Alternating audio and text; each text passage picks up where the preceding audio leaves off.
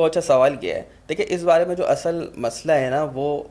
حج عمرے کا نہیں ہے، وہ سفر کا مسئلہ ہے. احادیث مبارکہ میں اللہ کے رسول نے فرمایا کہ جو عورت اللہ آخرت کے دن پر ایمان رکھتی ہے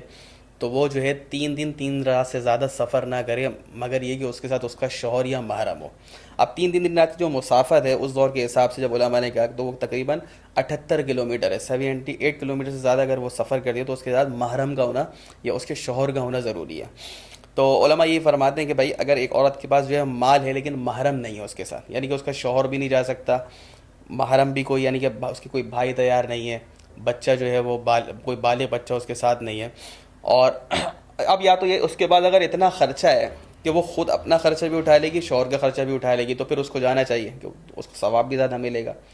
کسی بالغ محرم کو ساتھ لے جائے.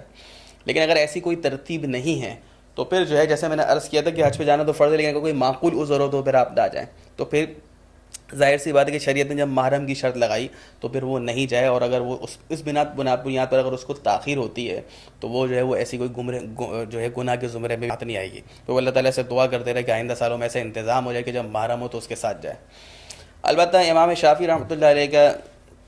جو مسئلہ کہ وہ کہتے ہیں کہ وہ صرف بڑی عمر کی خواتین جو بڑی عمر رسیدہ ہو چکی ہیں، یعنی کہ کم سے کم 50 سے اوپر کی جا چکی ہیں، اور انہوں نے انتظار بھی کیا ہے چند سال، اور ان کے پاس اتنی رقم ہے، تو صرف حج کے سفر کے لیے وہ گنجائش دیتے ہیں کہ اگر محرم ساتھ نہیں ہے لیکن ایسا گروپ ہے جس میں قابل اعتماد عورتیں ہیں اور ایسے کوئی فتنے کا اندیشہ نہیں ہے، تو جو ہے امام شافعی رحمۃ اللہ علیہ کے ہاں تو جو ہے اس پہ بعض علماء فتویٰ دیتے ہیں کہ پھر ایسی عمر رسیدہ خاتون جو حج پہ جانا چاہے تو جا سکتی ہے.